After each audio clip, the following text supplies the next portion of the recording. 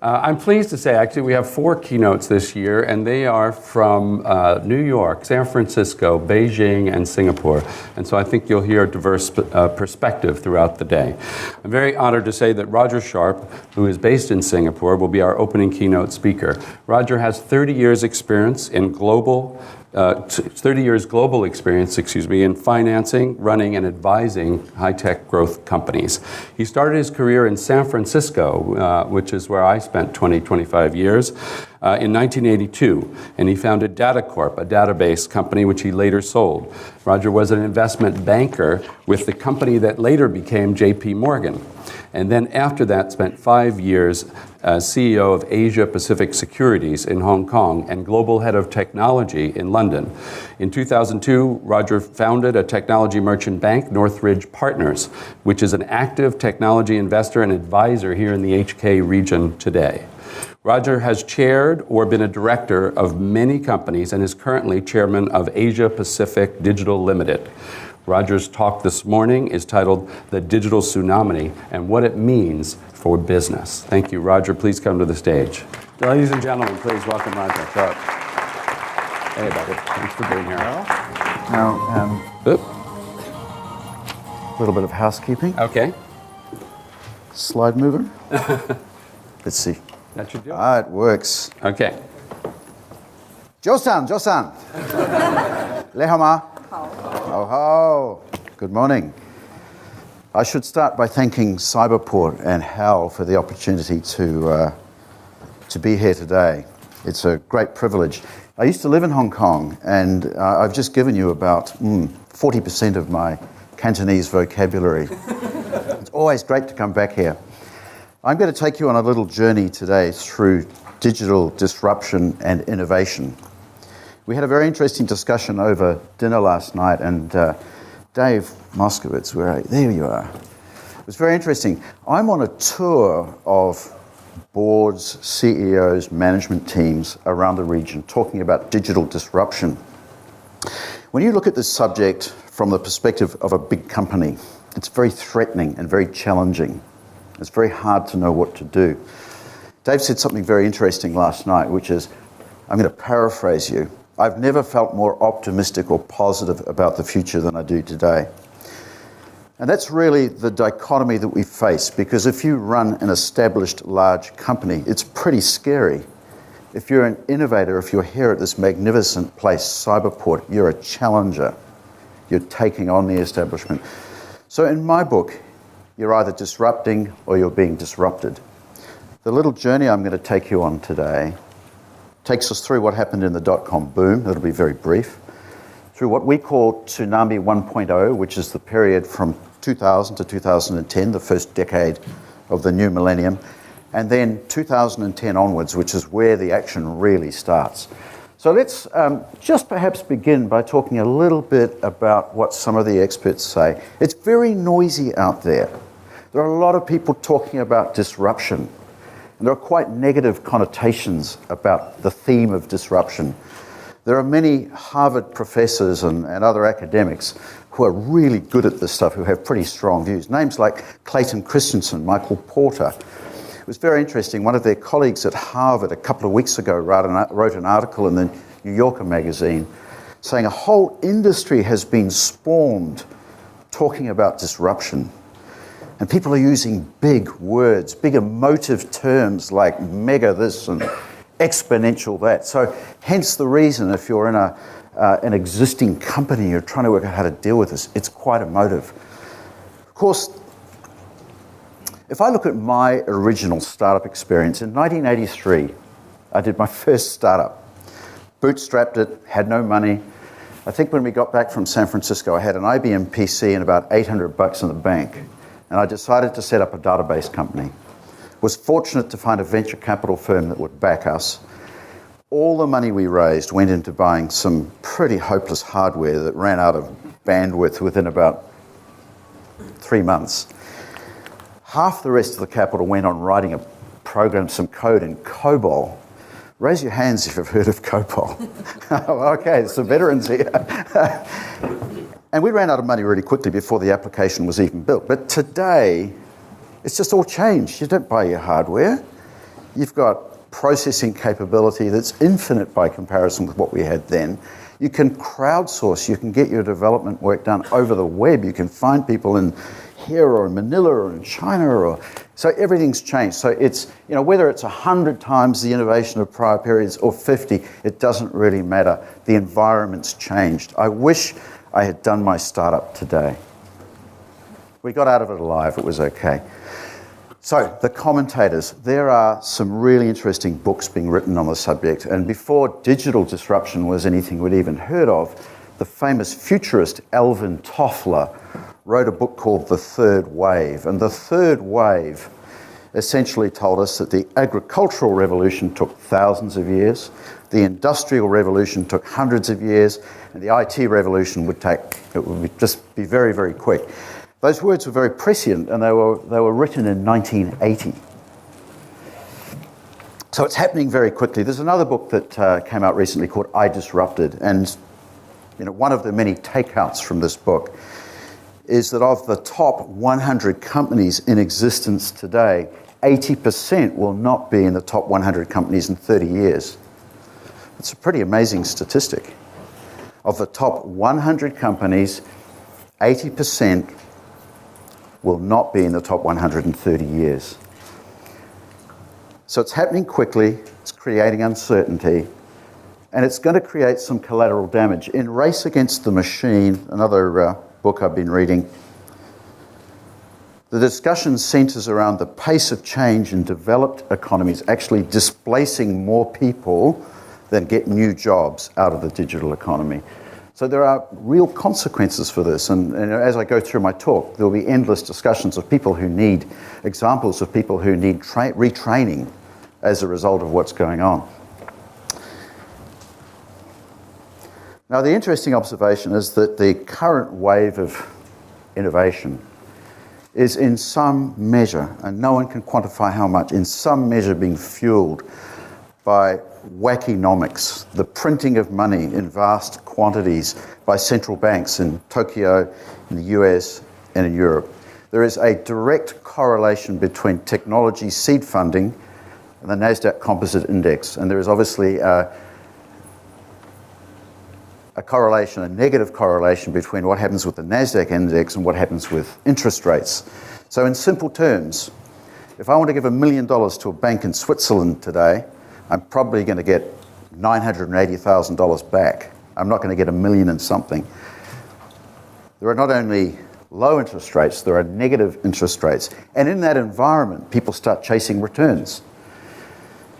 There's a weight of money going into equities, going into alternative assets, and it is without question, as somebody who has lived through, I'm carbon dating myself here, someone who's lived through 87, through the Asia crisis, through the tech wreck, through the financial crisis, it is clear there is a weight of money going into innovation right now, much of which would not be funded in a normal economic setting. Now, I think it's a great thing. It's fantastic because people are trying new things, but we just need to be aware that circumstantially there are reasons why this is all happening now, and that's a small part of it. I think there are far greater reasons related to mobile, social, the cloud, analytics, Internet of Things, etc. But there we are. So, the Tsunami 1.0. In the late 90s, I left Hong Kong in 2000. When I left Hong Kong, Cyberport wasn't here. It was being talked about. I have to say, having toured it yesterday, it's amazing. We had email, we used the web, but it was all fairly primitive in those days. A lot of money was spent globally on startups that failed. One or two good companies were built out of it, but in simple terms, smartphones didn't exist, bandwidth wasn't there, skills weren't there for it to really take off. So it was a precursor, it was an appetizer to the real deal. And I think the real deal started from 2000 to 2010. So let's just do a very quick and somewhat superficial journey over that decade and look at what happened. In the US, travel agents halved in number over a decade. We went from 100,000 travel agents to 50,000 travel agents, all with the rise of Travelocity and Orbitz and Expedia and Priceline and so on. At the same time, CD shipments, we all know that story. CD shipments peaked around 2000 and they've just kept falling. Soon I think there may be more vinyl produced than CDs. We know the story about music. It's very interesting to see iTunes buying Beats to get a streaming strategy because even the early disruptors are now being disrupted. Books, we know the story about books. Cameras, global camera sales fell 30% last year, I read. With the rise of the smartphone and great cameras in your smartphone, put your hand up if you've bought a camera in the last year. Rob, you should be embarrassed. Underwater. Okay. But, I think that says a lot. The rise of the smartphone, the decline of the camera. Advertisements. This is something that we've been studying quite closely. The demise of newspaper advertising, or in fact above-the-line advertising, and the rise of Google and online media are really something to behold. Down under, there's a company called Fairfax Media, which today has a market capitalization of 2.45 billion US dollars. Fairfax once owned what the Aussies called the Rivers of Gold, and the Rivers of Gold were classified advertisements for cars, employment, real estate, dating, stuff for sale. Along came Seek, car sales, real estate, Trade Me, etc., that disintermediated, disrupted, took all that business away. Those businesses today have a market capitalization of $16.5 billion. Poor old Fairfax, 2.45. That's big disruption. This is really interesting. I'll dwell on it for a couple of minutes. What we have here is the share of market that online media has around the world as a percentage of total media. So if you think about total media spend being billboards, radio, free-to-air TV, print ads, bus stops, all that sort of stuff, the percentage that digital media comprises, back in 2000 when I left Hong Kong, it was 0 to 1% here. And it was 2 to 4% in most big economies around the world. Now the UK has hit about 50%. The US is it's approaching 30%. Australia's a little more, a little higher. But you can see what I call a disruption zone here. Because you can see that with Hong Kong at 13%, Singapore at 12%, Southeast Asia at 7%, there is a lot of disruption going to happen to traditional media. I went to my fund manager the other day to kind of agree our investment parameters for the next year, and she said, I want to buy you Singapore Press Holdings. And I said, do not buy Singapore Press Holdings. I do not want to buy anything that owns a newspaper. Whether I'm right or wrong, the point is at some point, these markets are going to go to here, and it's going to come out of someone else's pocket, and it's going to hurt, and it's going to happen. The numbers are even more stark if you look at it on a per capita basis. On a per capita basis, developed economies, the online media spend for per capita is in the $75 to $150 US per year range. So let's just replay that. $75 to $150 US a year is spent in digital media terms per capita. Anyone have a guess at what it might be in Southeast Asia? $3. $3. It shows you the extent of the opportunity. And I'm going to have a plug for my business here. That is why we're building a Southeast Asian online digital services business, because we think it's going to be quite big. Telcos, you may have seen, this has been circulating recently, this slide. This is really interesting. This just shows how SMS has been passed by other forms of messaging. So WhatsApp alone is doing about 30 billion messages a day. Global SMS, 20 billion. So it's 50% bigger already. That omits WeChat, Line, etc. So, SMS started in about 2000. It's peaked and it's on the way down. I wouldn't want to be a telco at the moment either. Which takes us to Tsunami 2.0, which is the really interesting stuff.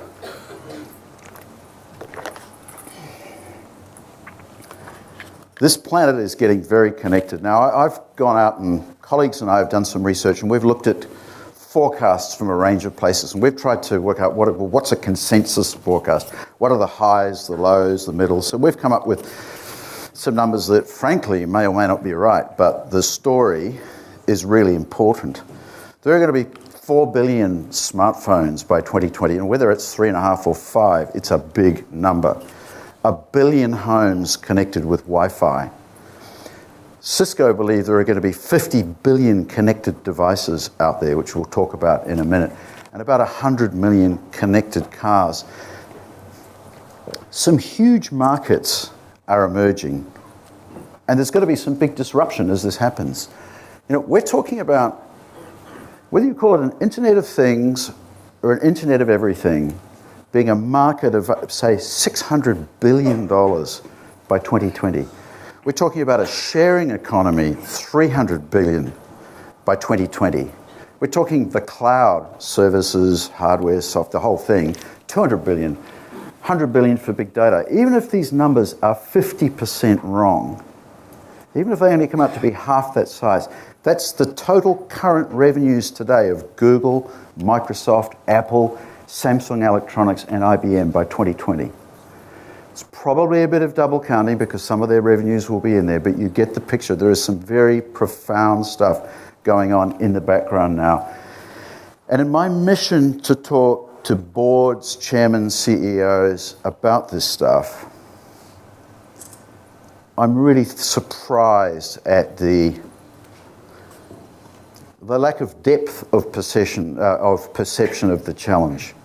There's a perception that something's going on, but frankly, a lot of people think, well, 1.0 is over, you know, I didn't get disrupted like music, I'm not a newspaper, I'm not free-to-air TV, I'm probably okay. Think again. I made sure there's a Xiaomi phone up here, especially for KK. Actually, I've got to have a plug for Xiaomi now as well. What I'm wearing on my wrist is a great little example of a disruption. My son, who lives in Kuala Lumpur, sent it to me for my birthday. He said, Dad, your Fitbit keeps breaking. Your Fitbit you have trouble using. Your jawbone up band breaks, because you've been through 2 of them. Everyone in my office is wearing one of these, a Mi Band. It's $20, so it's 20% of the price. It's really cool. You don't need to charge it very often. And it's very disruptive. So there's my little plug for my new friend KK. But seriously, great example of disruption. Back to the phone. We all know about Steve Jobs saying this will change everything back in 2007. It's very old news, but it's the foundation piece, I think, for most of what's happening at the moment. And how these little puppies have taken over. Our kids spend 2 to 4 hours a day on them. We're wedded to them. Our noses are in them all the time. They're ubiquitous, they're cheap. They've got more processing power than NASA had when it put man on the moon in '69. So they're here, and they're not going anywhere, and they're just getting bigger and bigger and bigger. And the things that we can do with them are just phenomenal. Some of you may have seen this before. I don't claim to have created it, but I found it somewhere and couldn't find the source. I'm going to talk about the sharing economy, the Internet of Things, a little bit about 3D printing. Hal's going to tell me if I go on too long. Where are you, Hal? You tell me, okay? The sharing economy. We all know it today as Uber and as Airbnb. To somebody who's always bought a drill, because I had to do one hole every 5 years, it's quite a revolutionary and cool concept to just use someone else's asset. I've lived in Singapore for 4 years. I've never owned a car. I just catch a Grab taxi or an Uber every day. The concept of properly utilizing assets that have already been bought, that are underutilized, rather than wrecking the planet further by buying something for yourself and not using it, I think it's very cool. I'm no environmentalist, but I can see the logic. Experts say this is growing to a $300 billion economy. I don't know whether it's going to 50 or 500, but clearly it has legs. And if you talk to someone from Uber or Airbnb, it has real legs. Governments don't necessarily know how to deal with it. It's tricky. It's very tricky. You see governments around the world, from New York to Germany to even in Australia, you know, there are cab drivers doing citizens' arrests on Uber drivers. It is really getting out of hand. But my point is, don't underestimate the sharing economy, because people are going to find things to share and ways to share them that none of us have thought of. It's just the beginning. The Internet of Everything. John Chambers, CEO of Cisco, says the impact of the Internet of Things is going to be far, far more profound than anything that we've seen since we've been connected. So that's quite a profound statement, and taken to its conclusion, what it means is there are going to be sensors connecting tens of billions of objects, data flowing freely between them, a very transparent world in which everything becomes just hugely more efficient. You'll know when things are out of stock, you'll know when machines need to be fixed, you'll know transport usage, patterns are going to change, and this is all happening under our noses today. Connected devices are very soon. There will be more connected devices very soon than there are laptops, mobiles, tablets, desktop computers. It is truly happening under our noses. I'm skating through this in the interest of time, but let's pause for a moment on 3D printing, which is very interesting. I've just come from Founders Forum in Singapore, which is a technology event, and I met a young man there who, it sounds so old, doesn't it? I met a young guy there who has invented a 3D printer. He's taking it to market for 1,288 Singapore dollars, so it's like 1,000 US. And I said, surely the market isn't ready yet. Who are you selling to? And he said, I'm shipping them to Africa like you would not believe. And I said, why Africa? And he said, well, there are remote communities who have no money, they can't afford to freight things in, and they're making things on the spot. They're making basic things on the spot to serve the daily needs of their community. Personally, I don't think 3D printers are there yet, but I think when they come, when we have a Steve Jobs moment, or I'll talk about the Xerox 914 shortly, when we have that moment where they become ubiquitous, cheap, efficient, and they deliver for us, we are going to be making stuff in our bedrooms, in our offices, at the corner 7-Eleven. And the more we make, the more it's going to disrupt the manufacturers, the warehouses, the people who drive trucks between the warehouses and the shops.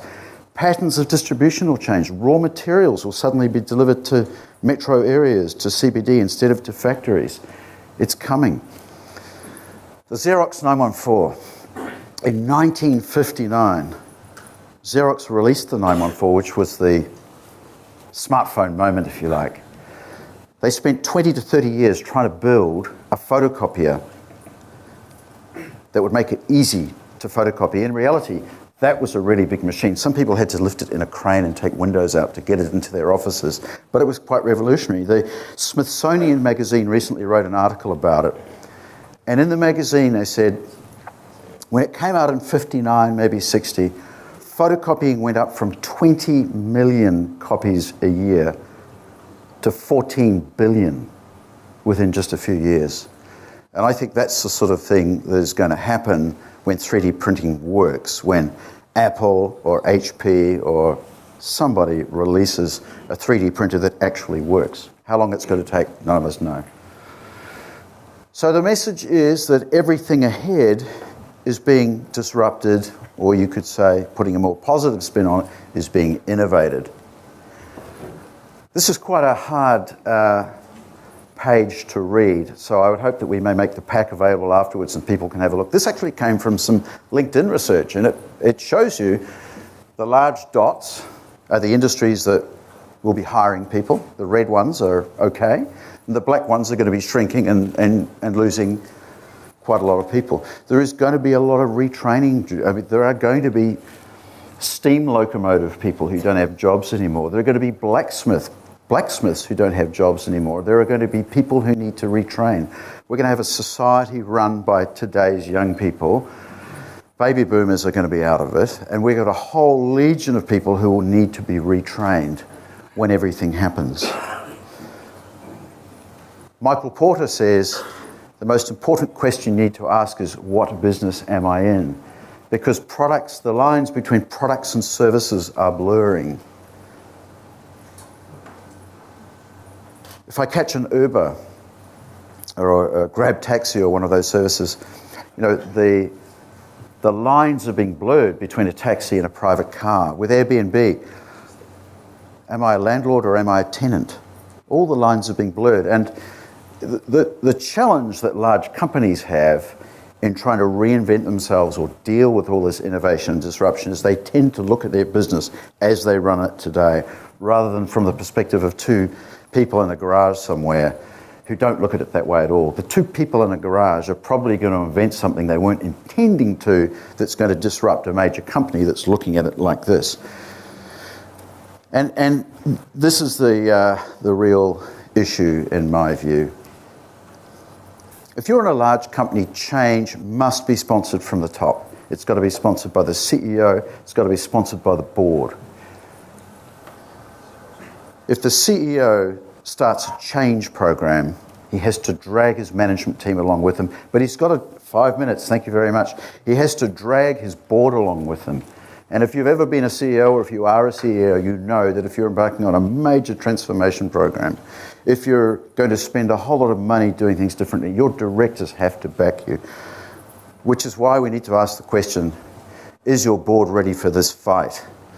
We've done a bit of original research on this subject. We've looked at the top 20 companies listed on the Hong Kong Stock Exchange. We've looked at the top 20 companies on the Singapore Stock Exchange, the Australian Stock Exchange, the New Zealand Stock Exchange, which just happen to be the countries in which we're having these discussions currently. There are approximately 800 directors of those companies. We have poured through their CVs. We've looked carefully at the backgrounds of the different directors to find out, do they have any technology expertise to speak of, any track record? It doesn't mean they're a digital native or they're able to deal with disruption. It's just a simple question, have they got a technology degree? Have they ever been responsible for technology? Are they likely to get it? And the answer is that of the top companies in those countries, fewer than 10% of directors have any technology qualification. But it gets worse. If you take out telcos, because telcos are lining their boards with techies because you have to if you're a telco. And if you take out tech companies, for obvious reasons, you get a universe of companies that is marginally smaller, but in which fewer than 5% of directors have any technology background. And those 5% are not digital natives. They've never been through a digital transformation. They just know how to use a keyboard in some cases, and in other cases, obviously somewhat more. We went through them and asked ourselves the philosophical question, how many of those people would we hire to help clients, to join our company and help clients with digital transformation? It was a very, very short list. So I feel that that is one of the major challenges facing the corporate world at the moment, is actually changing board structures so that the governance of a company can be focused on change and supporting management as you go through that journey. So in summary, the digital tsunami is happening now, and it's happening fast. It's happening on multiple fronts. It's not just mobile or social or cloud or analytics or Internet of Everything or sharing economy. It's all at once. It is way more urgent than people think. Even disruptors are now being disrupted. Leadership is a deciding factor, all of which leads me to the important question, that is, are you a disruptor or are you going to be disrupted? Thanks very much.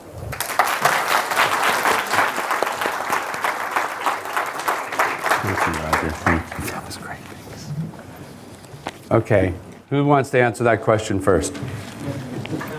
Thank you, Roger. That was really an inspirational kickoff. Thank you very, very much.